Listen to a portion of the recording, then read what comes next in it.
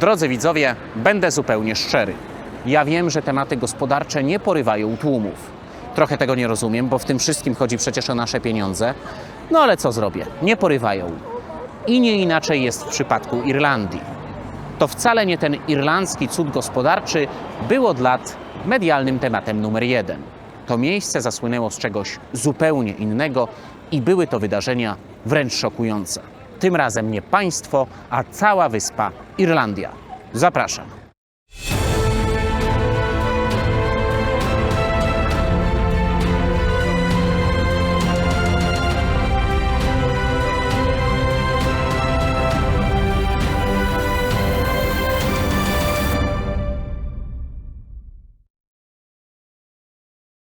Ten świat jest nasz. Odcinek 18. Irlandia. Wyspa naznaczona terroryzmem. Partnerem odcinka jest Fundacja Wolności Gospodarczej. Chyba każdy słysząc Irlandia pomyśli o podobnych rzeczach. Zieleń, pastwiska, krowy, owce, urokliwe wsie i miasta wypełnione gwarnymi barami. Do tego typowa irlandzka muzyka i lejące się strumieniami piwo Guinness. To wszystko prawda, przy czym większość zapomina, albo nawet nie ma pojęcia o dramatycznej historii prześladowań, cierpień i terroru. Charakter współczesnej Irlandii zaczął kształtować się kilkaset lat przed Chrystusem. Genezą jest zasiedlanie wyspy przez Celtów. Pierwsi Irlandczycy wykształcili stabilne społeczeństwo o plemienno-rodowym charakterze, które było przywiązane do tradycji i ziemi. Kolejnym ważnym wydarzeniem w historii Irlandii była chrystianizacja. Tradycyjnie przypisuje się ją świętemu Patrykowi, jednak co ciekawe, źródła kościelne podają, że nieco wcześniej z tą misją pojawił się tutaj biskup Palladiusz. Tak czy inaczej, w obu przypadkach mowa o pierwszej połowie V wieku. Jak wszyscy wiemy, ostatecznie patronem Irlandii został właśnie święty Patryk, który bez wątpienia wykonał tutaj ogrom pracy chrystianizacyjnej. Katolicyzm stanowi istotną część fundamentu tego kraju, fundamentu tej państwowości, tak więc warto odnotować, iż pojawił się tutaj aż 1600 lat temu. Po stuleciach względnego spokoju irlandzka sielanka zaczęła dobiegać końca.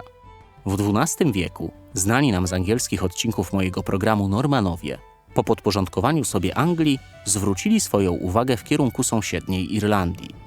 Ich zainteresowanie wynikało nie tylko z chęci ekspansji, ale podyktowane było również względami religijnymi. Kościół irlandzki rozwijał się niezależnie od Rzymu, co niepokoiło papiestwo, które przyklaskiwało normańskim inicjatywom mającym na celu unifikację kościelnych struktur. Jednym z wczesnych odgałęzień chrześcijaństwa był tzw. Kościół celtycki, który wykształcił się głównie w Irlandii i Szkocji. Charakteryzował się on m.in. kultem świętych, silnym mistycyzmem i ludowymi wierzeniami. Istotny był też głęboki związek z naturą, który przejawiał się znanym z czasów pogańskich kultem drzew i miejsc. Za początek angielskiego podboju Irlandii można uznać wyprawy anglo-normańskiego rycerstwa z XII wieku. Ta ludność osiedlała się wtedy głównie w Dublinie, a więc na wschodzie wyspy. Co ciekawe, choć lordowie otrzymywali ziemię w głębi Irlandii, to nie potrafili dokonać ekspansji głównie z powodu oporu ze strony irlandzkiej szlachty. Co równie interesujące, angielscy osadnicy już wtedy mieli potrzebę odseparowania się od lokalnych społeczności. Jeszcze w XV wieku angielską kolonią w Irlandii był głównie Dublin i został otoczony palisadą.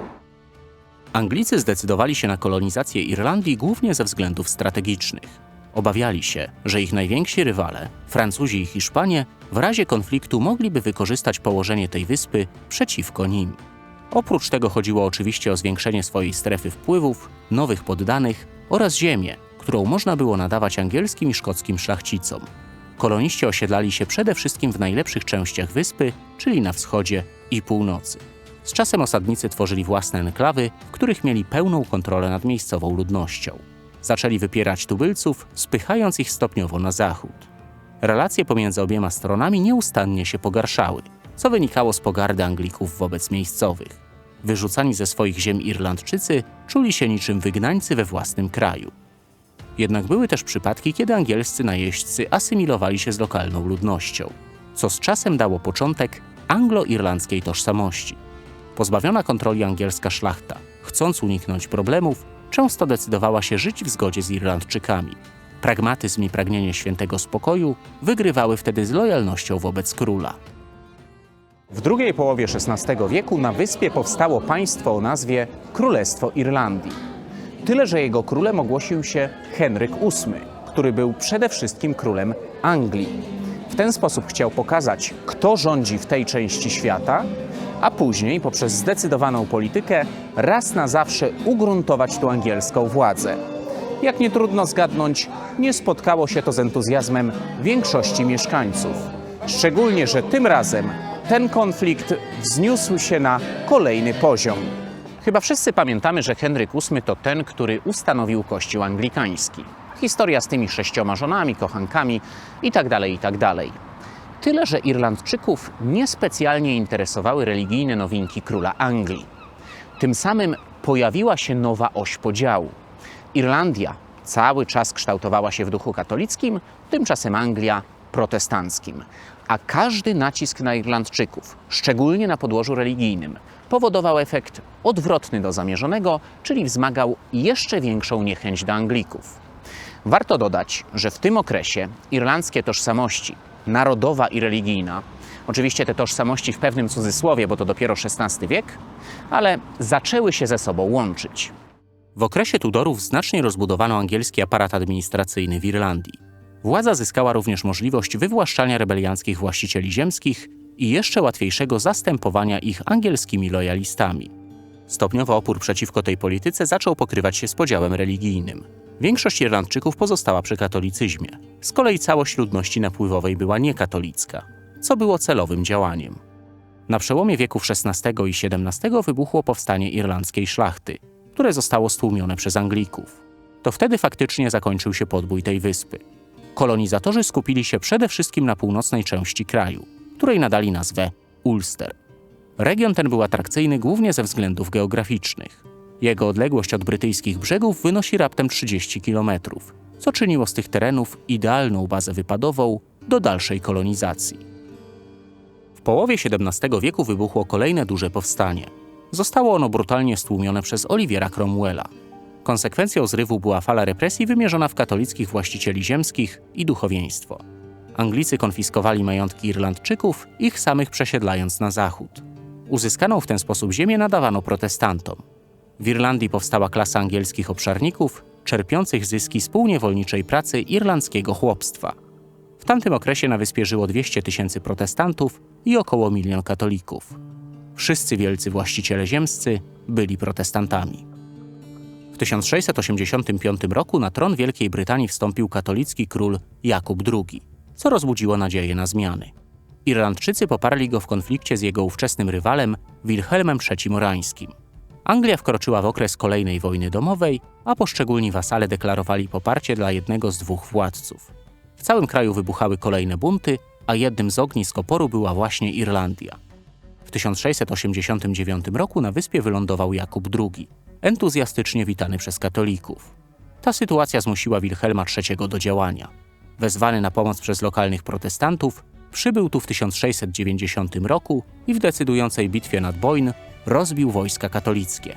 To wydarzenie ostatecznie przesądziło o protestanckiej hegemonii na wyspie. Do dziś dzień tej bitwy świętowany jest przez lojalistów w kontrze do katolickiego Dnia Świętego Patryka.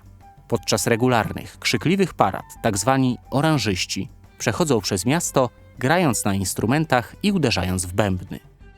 Kolejnym, bardzo wyrazistym zwyczajem jest tzw. bonfire, co po angielsku oznacza po prostu ognisko. Protestancka młodzież rokrocznie 11 lipca rozpala wielkie stosy złożone z palet. Genezą tej tradycji są wydarzenia z 1690 roku, kiedy to ogniska płonące na wzgórzach miały ułatwić lądowanie płynącym z odsieczą wojskom lub według innej wersji uczcić zwycięstwo Wilhelma III Orańskiego. Klęski poniesione przez Irlandczyków na wiele lat przekreśliły szanse na poprawę ich sytuacji. Pewni swojej pozycji Anglicy nadużywali władzy niemal na każdym kroku, grabiąc, poniżając i krzywdząc lokalną ludność. Ogromne pogorszenie się warunków życia doprowadziło do pierwszej fali irlandzkiej emigracji. W połowie XIX wieku doszło do wydarzenia bezprecedensowego w historii Irlandii. Mowa o tak zwanym irlandzkim głodzie ziemniaczanym. Został on wywołany przez przywleczonego z Ameryki grzybopodobnego pierwotniaka, który niszczył plony. Zaraza powodowała masowe straty w uprawach ziemniaków, będących wtedy podstawą pożywienia irlandzkiego społeczeństwa. Na początku brytyjski rząd interweniował, zaopatrując najbiedniejszych w żywność. Niestety te wysiłki na niewiele się zdały. Plaga nie ustępowała, a Londyn z czasem stał się bierny. Anglicy nie docenili skali zagrożenia. Nie robili niemal nic, a po czasie byli spóźnieni i na ogół nieskuteczni w swoich działaniach. To właśnie wtedy narodziło się irlandzkie powiedzenie: zarazę ziemniaczaną zesłał nam wszechmogący, ale głód Anglicy. Liczba ofiar szacuje się na około 1 000 000. Pokłosiem zarazy ziemniaczanej była druga fala irlandzkiej emigracji. W kolejnych dekadach liczba ludności wyspy cały czas spadała. Po tej traumie populacja Irlandii nigdy się nie odbudowała. Druga połowa XIX wieku to niezmiennie polityczna i ekonomiczna dominacja Wielkiej Brytanii. W tym czasie zauważyć można było również coraz większą różnicę pomiędzy szybko uprzemysławiającą się północą, a wciąż rolniczym południem Irlandii. Trzecia fala emigracji, choć miała głównie ekonomiczny charakter, wydatnie pomogła promować ich sprawę na świecie. W latach 50. XIX wieku, na fali wiosny ludów, wzrosła także świadomość narodowa Irlandczyków. Brytyjski ucisk też zdawał się nieco zelżeć. Zaczęły powstawać rozmaite irlandzkie stowarzyszenia i ruchy niepodległościowe. W 1916 roku Irlandczycy, wykorzystując zaangażowanie Brytyjczyków w I wojnę światową, wywołali powstanie zwane Wielkanocnym. Przypadek ten jest znamienny i dobrze pokazuje irlandzką doktrynę niepodległościową, która brzmi: trudności Anglii szansą Irlandii. Powstanie upadło po zaledwie kilku dniach. W 1919 roku rozpoczęła się Irlandzka wojna o niepodległość. Pomimo prób utrzymania statusu quo przez Londyn, 6 grudnia 1921 roku podpisano traktat prowadzący do powstania nowego dominium brytyjskiego imperium – wolnego państwa irlandzkiego. Dla wielu mieszkańców Zielonej Wyspy był to jedynie częściowy sukces, ale wyczerpane wojną społeczeństwo przystało na te warunki. Układ podpisany przez obie strony podzielił wyspę na dwie części. Irlandia Północna pozostała brytyjska. Te wydarzenia były ukoronowaniem wysiłku Irlandczyków, ale stały się jednocześnie zarzewiem jednego z najsłynniejszych konfliktów w historii współczesnej Europy. Warto dodać, że stosunek narodu irlandzkiego do zawartych porozumień był różny do tego stopnia, że już w 1922 roku wybuchła wojna domowa pomiędzy zwolennikami a przeciwnikami traktatu. Zwyciężyli ci pierwsi, cementując w ten sposób status Irlandii Północnej. Co ciekawe, wolne państwo irlandzkie stało się niepodległą Republiką Irlandii dopiero po II wojnie światowej. Stulecia zmagań i wzajemnej niechęci pomiędzy katolikami a protestantami w Ulsterze osiągnęły punkt kulminacyjny w latach 60. XX wieku w postaci tzw. Troubles, co z angielskiego oznacza kłopoty. Trwały one z różnym natężeniem aż do końcówki lat 90. Te kilka dekad pochłonęło mnóstwo ofiar po obu stronach i uczyniło z Irlandii Północnej jedno z najniebezpieczniejszych miejsc w Europie. Zanim na dobre zagłębimy się w historię północnoirlandzkiego terroru, usystematyzujmy pewne pojęcia. Na wyspie Irlandia, tak jak dzisiaj, w czasie kłopotów również funkcjonowały dwa organizmy polityczne: Republika Irlandii oraz Irlandia Północna, która była częścią Zjednoczonego Królestwa. O ile Republika Irlandii była niezwykle spójnym bytem, o tyle Irlandia Północna była podzielona pomiędzy dwie zwaśnione grupy. Mowa tu o Irlandczykach będących katolickimi republikanami oraz Brytyjczykach będących protestanckimi unionistami, lojalnymi wobec Londynu. Oliwy do ognia dolewały nieustająca dyskryminacja katolików oraz spowodowane nią dysproporcje ekonomiczne. Należy wyraźnie podkreślić, że choć sam konflikt przedstawiany jest jako spór pomiędzy dwiema grupami wyznaniowymi, to w praktyce chodziło o kwestie narodowościowe, społeczne i ekonomiczne. W istocie religia była sprawą drugorzędną. Trzeba również wyjaśnić, czym była systemowa dyskryminacja katolików w Irlandii Północnej. Choć może wydawać się to nieprawdopodobne, jeszcze w latach 70. XX wieku oficjalne prawodawstwo Zjednoczonego Królestwa de facto wykluczało z życia politycznego setki tysięcy dorosłych ludzi. Protestancka większość miała kontrolę nad administracją, sądownictwem oraz policją. Oprócz tego protestanci dominowali w obszarze szkolnictwa i mediów. Katolicy byli w zasadzie obywatelami drugiej kategorii. Dla przykładu, choć nie istniały żadne oficjalne prawa wykluczające ich z konkretnych zawodów, to w praktyce stanowiska średniego i wyższego szczebla były dla nich nieosiągalne. Powszechną praktyką było też pomijanie przy awansach. Znane były również przypadki faworyzowania protestantów w dostępie do lokali komunalnych czy różnych usług publicznych. rok po roku narastał gniew, który w końcu rozlał się na ulice północnoirlandzkich miast. Kłopoty na dobre rozpoczęły się pod sam koniec lat 60. po serii zamieszek. Dla przykładu, w sierpniu 1969 roku w Belfaście miał miejsce pogrom na Bombay Street. Po kilku dniach napięć protestanci spalili całe katolickie osiedle. Do domów wrzucano koktajle Mołotowa, były też ofiary śmiertelne. Dosłownie dzień przed tymi wydarzeniami sytuację uznano za tak poważną, że Londyn zdecydował o wysłaniu regularnych oddziałów wojskowych do Ulsteru. Początkowo żołnierze spotykali się z przychylnym stosunkiem ludności.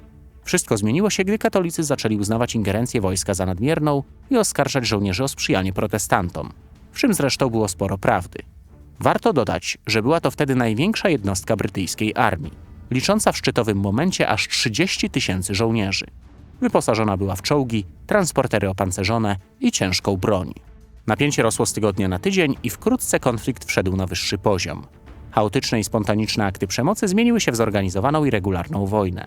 Za sprawą organizacji paramilitarnych, takich jak np. katolicka IRA i wszystkie jej odłamy oraz protestanckie UVF, UDA i RHC, codziennością mieszkańców stały się strzelaniny, wybuchające bomby, morderstwa, zastraszanie, porwania, tortury, ataki na bary, restauracje, hotele czy sklepy.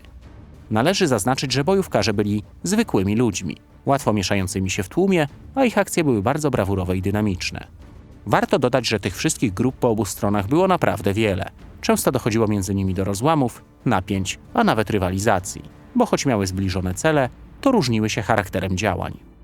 Za najbardziej aktywną z grup paramilitarnych uchodziła IRA. Żeby uzmysłowić, jak śmiała była ona w swoich poczynaniach, warto wymienić kilka przykładów jej terrorystycznej aktywności.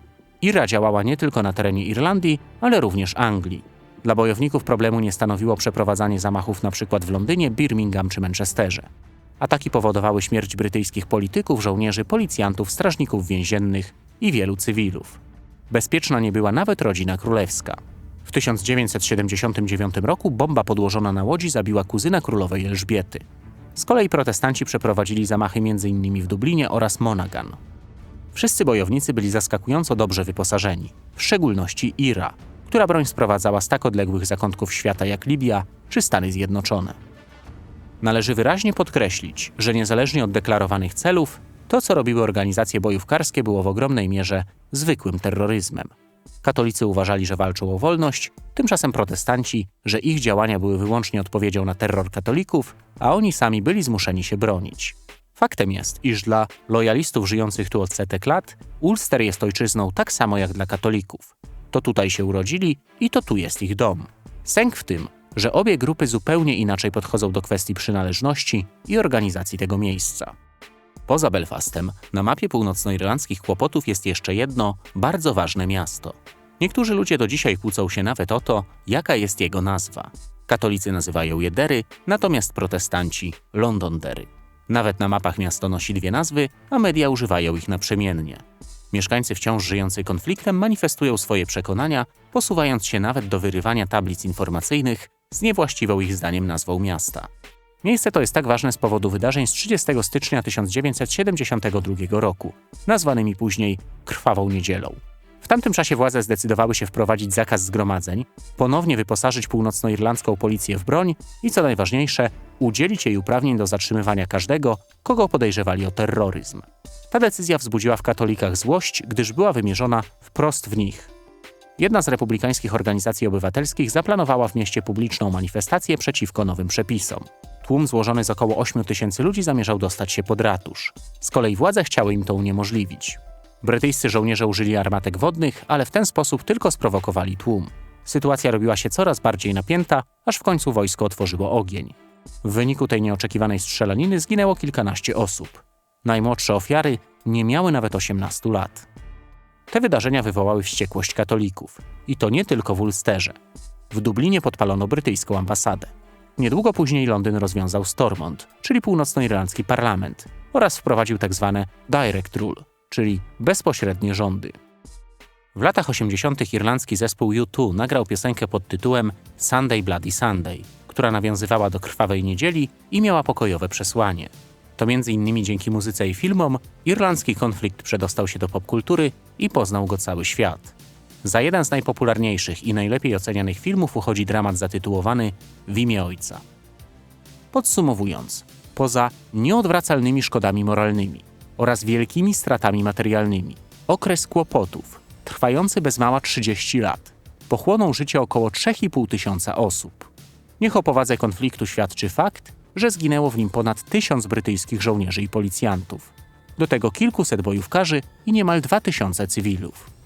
Trzeba wyraźnie podkreślić, że przez cały okres konfliktu po obu jego stronach było wielu ludzi, którzy kategorycznie sprzeciwiali się przemocy. Od samego początku konflikt miał dość osobliwy charakter na szczeblu politycznym, bo choć wybuchały bomby, mnożyły się akty przemocy i trwała regularna wojna na ulicach, to nie był to konflikt pomiędzy Republiką Irlandii a Zjednoczonym Królestwem. Pomimo tego, że ulsterscy bojownicy z jednej i drugiej strony reprezentowali właśnie te dwa państwa, rządy obu zachowywały dyplomatyczne relacje, nie były w stanie wojny oraz, co najważniejsze, nieustannie wzywały do pokoju i wykazywały postawę otwartą na negocjacje. Była to sytuacja niezwykle osobliwa, bo wojnę prowadzili między sobą ludzie, a nie rządy. Warto wspomnieć, że do katolickich dzielnic północnoirlandzkich miast często nie sięgało brytyjskie prawo. Stanowili je zaś bojówkarze. Sami pilnowali porządku, a sprawiedliwość wymierzali według własnego uznania. Katolickie bojówki były w stanie przejmować kontrolę nad całymi dzielnicami, czy nawet mniejszymi miastami na prowincji. Po kilkudziesięciu latach zmagań społeczeństwo było tym wszystkim najzwyczajniej zmęczone. Konflikt pochłaniał kolejne ofiary i wydawał się nie mieć końca. Wobec tego obie strony zaczęły dążyć do zakończenia przemocy. Co ciekawe, o porozumieniu społeczeństwo zadecydowało w demokratycznych wyborach i głosowano zarówno w Republice Irlandii, jak i w Irlandii Północnej. Zwieńczeniem procesu pokojowego było tak zwane porozumienie wielkopiątkowe.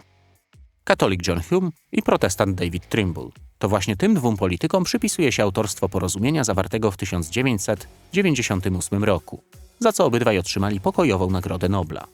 Treść umowy poddano pod głosowanie. Pokój został przyjęty większością głosów.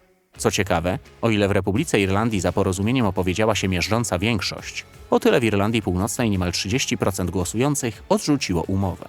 I to przy 80% frekwencji. Porozumienie zakładało przede wszystkim samorozbrojenie grup paramilitarnych i bezwzględne zaprzestanie przemocy. Co ważne, stopniowo uwalniano też więźniów politycznych, czy mówiąc wprost, bojówkarzy. Zobowiązano się również do równouprawnienia obywateli oraz gruntownej reformy służb publicznych, na czele ze znienawidzoną przez katolików królewską policją Ulsteru. Choć oficjalnie konflikt się zakończył, to zdecydowanie nie można powiedzieć, że już po wszystkim. Owszem, terror ustał, ale dekady nienawiści pozostawiły u części mieszkańców niechęć, nieufność, poczucie krzywdy i czasami również wrogość. Belfast znany jest jako miasto podzielone murami. Ja w tym momencie znajduję się w dzielnicy protestanckiej, za moimi plecami wspomniany mur, a za tym murem mieszkają już katolicy. Napięcia pomiędzy zwaśnionymi stronami w pewnym momencie były tak duże, że zdecydowano się na fizyczne odseparowanie obu stron. Celem władzy była oczywiście minimalizacja przemocy i większa kontrola nad grupami wywrotowymi. Co ciekawe, łączna długość wszystkich tego typu konstrukcji w całej Irlandii Północnej to do dzisiaj ponad 30 km. Stawiane jako tymczasowe, z czasem stawały się coraz wyższe, grubsze i solidniejsze. Mieszkańcy cieszyli się z tego, że mury powstają, ponieważ poczuli się bezpiecznie, wiedząc, że znienawidzona grupa jest od nich fizycznie odseparowana. Jednak ważniejsze od samych murów są teraz ich bramy. Powstały one rzecz jasna po to, żeby miasta nie zostały całkowicie sparaliżowane komunikacyjnie. Przez cały okres konfliktu były one zamykane na noc oraz często pilnowane przez uzbrojonych funkcjonariuszy. Do dziś część bram otwierana jest tylko w ciągu dnia. Pomimo względnego spokoju i zaniechania terroru, obu społecznościom, szczególnie w dzielnicach robotniczych, często bardzo daleko do przyjaźni. Na ulicach północnoirlandzkich miast raz na jakiś czas dochodzi do chuligańskich zamieszek czy starć z policją. Nie brakuje również osób, dla których konflikt jest wyłącznie przeszłością i najzwyczajniej nie widzą powodów do nienawiści. Jednego temu miejscu nie można odmówić na pewno – klimatu. W samym tylko Belfaście znajduje się aż kilkaset tego typu murali. I choć większość z nich nawiązuje do bardzo trudnych i poważnych wydarzeń związanych z polityką czy historią, to tak naprawdę nadają one temu miastu niebywałego kolorytu. Co równie interesujące, mieszkańcy wzięli niejako na klatę tę trudną przeszłość swojego miasta i uczynili z tego niebywałą, niezwykle interesującą atrakcję turystyczną.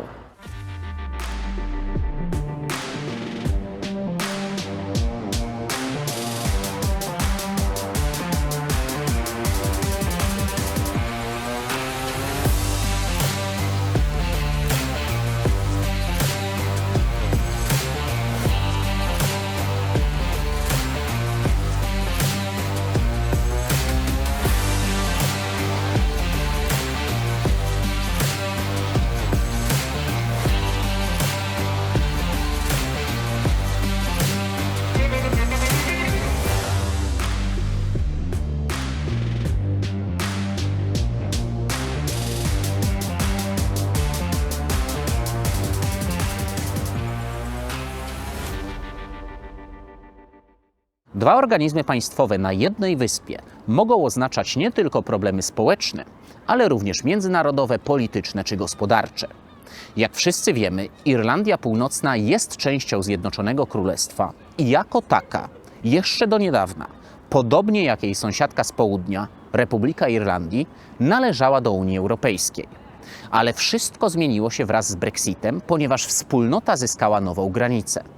Niby pomiędzy obydwiema Irlandiami nie zmieniło się nic, ale z punktu widzenia międzynarodowego zmieniło się naprawdę sporo. Członkostwo obu Irlandii w strukturach Unii Europejskiej było dla wyspy swego rodzaju spoiwem. Brexit momentalnie odświeżył napięcia. Sama decyzja o opuszczeniu wspólnoty została w Zjednoczonym Królestwie poddana pod referendum. Wyniki w Irlandii Północnej kształtowały się następująco: 44% za wyjściem i 56% za pozostaniem. Przy czym katolicy aż w 85% poparli dalsze członkostwo w Unii, zaś 60% protestantów zagłosowało za Brexitem. Katolików ciągnie w stronę Dublina, a dla protestantów najważniejszy jest Londyn. Jako ciekawostkę dodam, że są również głosy postulujące, żeby Irlandia Północna stała się niepodległym państwem.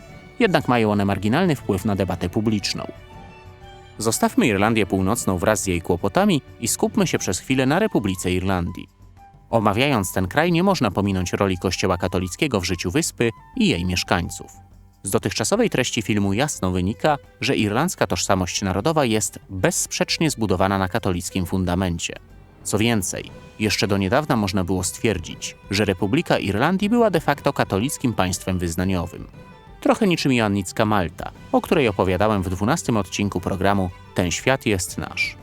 Wiodąca rola Kościoła wynikała wprost z miażdżącej katolickiej większości. Społeczeństwo funkcjonowało bardzo religijnie, bo po prostu niemal wszyscy Irlandczycy byli katolikami. Instytucja Kościoła i kler cieszyły się ogromnym zaufaniem społecznym.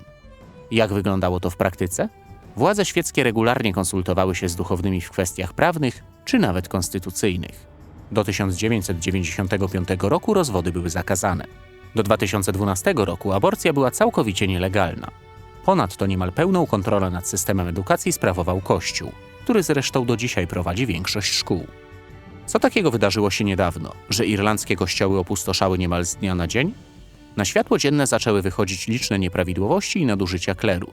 Do opinii publicznej zaczęły docierać informacje o incydentach takich jak nadużycia finansowe, skandale seksualne czy przemoc w placówkach edukacyjnych i wychowawczych. Kolejne tego typu wstrząsy szybko przekładały się na postępującą laicyzację. Mimo utraty pozycji, Kościół wciąż pełni ważną rolę w życiu wielu Irlandczyków. Społeczeństwo w większości ciągle deklaruje wiarę, jednak sama instytucja nie cieszy się już takim zaufaniem. W ostatnich dekadach Irlandia doświadczyła bardzo dużej liberalizacji życia społecznego, upodabniając się do innych państw Zachodu. Abstrahując od trudnych tematów, naprawdę warto pochylić się nad wyjątkowością irlandzkiej kultury, bo ta bezdyskusyjnie jest jedną z najbardziej charakterystycznych na świecie. W jej rozpowszechnieniu pomogły 3 wielkie fale emigracji, które sprawiły, że współcześnie poza wyspą żyje więcej Irlandczyków niż w samej Irlandii. Szacuje się, że około 80 milionów ludzi ma irlandzkie pochodzenie. Ich największym skupiskiem są Stany Zjednoczone. Dzień Świętego Patryka obchodzony jest nie tylko w Irlandii i irlandzkich diasporach, ale z powodzeniem przyjął się jako kulturowa ciekawostka w wielu krajach. Nie możemy zapomnieć o kulturze ludowej, pełnej celtyckiego mistycyzmu i fantastycznych postaciach takich jak gnomy czy duchy banshee. Do tego znany wszystkim irlandzki folklor, taki jak garnki pełne złota na końcu tęczy albo zielone koniczyny. Niewątpliwie na uwagę zasługują również taniec i wyróżniająca się swoim brzmieniem muzyka. Do tego rzecz jasna piwo i whisky. W ostatnich latach mają miejsce próby ożywienia języka gaelickiego, czyli po prostu irlandzkiego. Stulecia anglosaskich wpływów sprawiły, że angielski zdominował Irlandię, a lokalny język niemal zniknął. Aktualnie uczy się go w szkołach oraz popularyzuje za sprawą telewizji i radia. Oficjalnie to właśnie irlandzki jest pierwszym językiem urzędowym Republiki, ale w praktyce niemal wszyscy używają angielskiego. Wielką Brytanię podsumowałem już w angielskich odcinkach programu Ten świat jest nasz. Długo zastanawiałem się, jak w kilku zdaniach spuentować Irlandię. Zielone pastwiska, krowy, klify, kultura, dynamiczna gospodarka, czy może naznaczona cierpieniem historia. W końcu zdałem sobie sprawę, że ja zawsze, myśląc o Irlandii, poniekąd widzę Polskę. Pomimo oczywistych różnic, łączą nas katolicki fundament, ukształtowanie przez trudną przeszłość, rolniczy i robotniczy charakter naszych krajów oraz spore zmiany w ostatnich kilku dekadach. Oby nasze narody z odwagą, odrobiną szczęścia i wszelką pomyślnością dalej pewnie kroczyły w przyszłość.